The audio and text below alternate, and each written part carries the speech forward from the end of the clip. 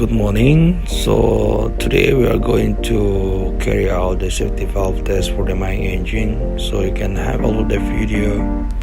That is the safety valve for the main engine 7 ULC. We are carrying out for pressure test to make sure that the spring or condition of the safety valve is everything alright. You can have a look at the video how you operate.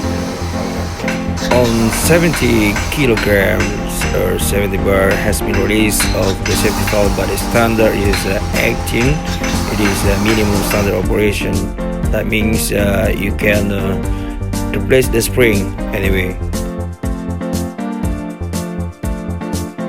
Oke, buat teman-teman semoga bermanfaat.